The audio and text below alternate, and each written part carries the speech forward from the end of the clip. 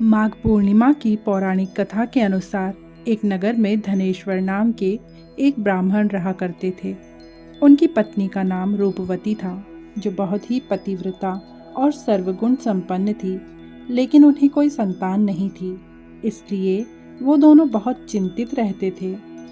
एक बार उस नगर में एक महात्मा आए। उन्होंने उस नगर के सभी घरों से दान लिया, लेकिन धनेश्वर की पत्नी जब भी उन्हें दान देने जाती तो वो उसे लेने से मना कर देते। एक दिन धनेश्वर महात्मा के पास गया और उसने पूछा कि हे महात्मन, आप नगर के सभी लोगों से दान लेते हैं, लेकिन मेरे घर से दान नहीं लेते हैं।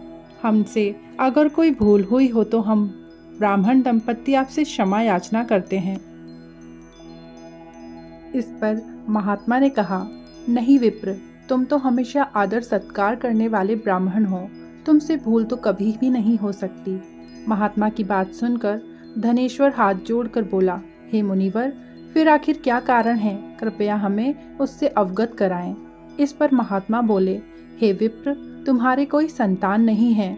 जो दंपत्ति निसंतान हो, उसके हाथ से भिक्षा कैसे ग्रहण कर सकता हूँ? तुम्हारे दिया गया दान लेने के कारण मेरा पतन हो जाएगा। बस यही कारण है कि मैं तुम्हारे घर से दान स्वीकार नहीं कर सकता। महात्मा के ऐसे वचन सुनकर धनेश्वर उनके चरणों में गिर पड़ा और विनती करते हुए बोला, हे महात्मन, संतान ना होना ही हम दंपत्ति के जीवन की सबसे बड़ी निराशा है। यदि संतान प्राप्ति का कोई उपाय हो तो बताने की कृपा करें। ब्राह्मण का दुख देखकर महात्मा बोले, हे विप्र, तुम्हारे इस कष्ट का एक आसान तरीका है। तुम्हें 16 दिनों तक श्रद्धा पूर्वक काली माता की पूजा कर उन्हें प्रसन्न करना होगा, तो उनकी कृपा से अवश्य तुम्हें संतान की प्राप्ति होगी।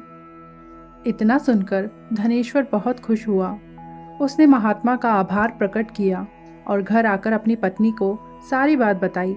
इसके बाद धनेश्वर माँ काली की उपासना करने के लिए वन चला गया।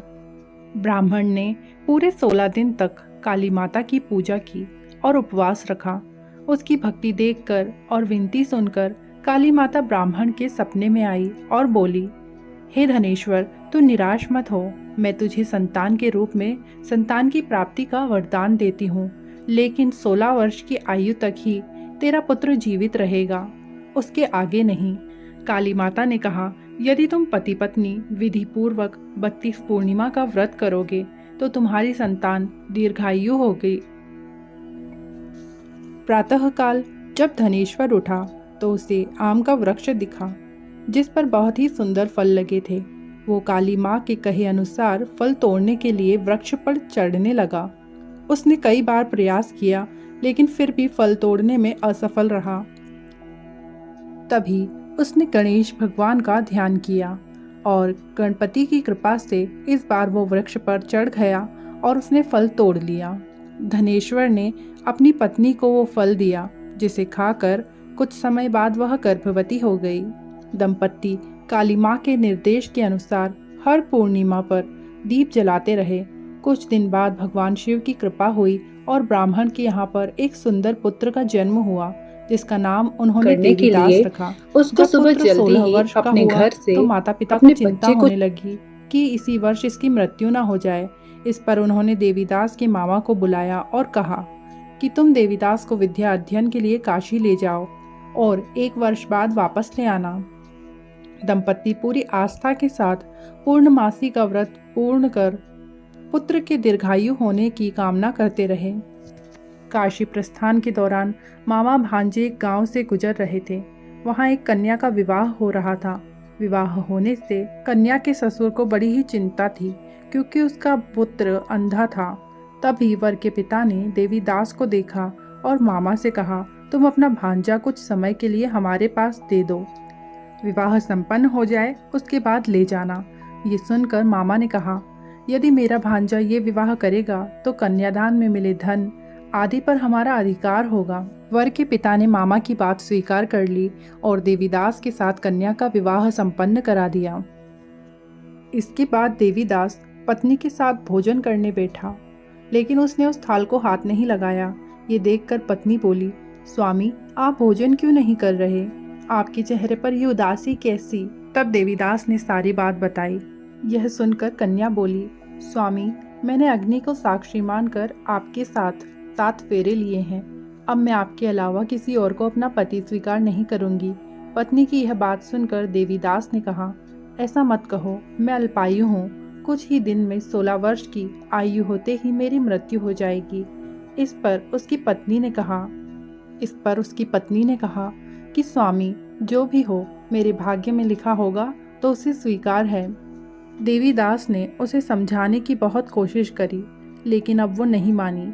तो देवीदास ने उसे एक अंगूठी दी और कहा, मैं काशी जा रहा हूँ, लेकिन तुम मेरा हाल जानने के लिए एक पुष्प वाटिका तैयार करो।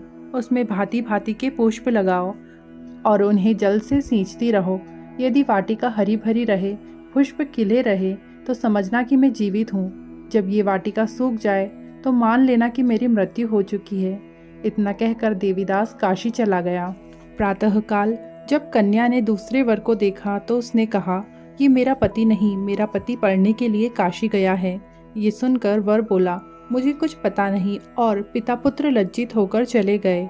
उधर एक दिन प्रातःकाल देवीदास को डसने के लिए सर्प आया, लेकिन माता पिता के द्वारा किए जाने वाले पूर्णिमा व्रत के प्रभाव के कारण वह उसे डस नहीं पाया।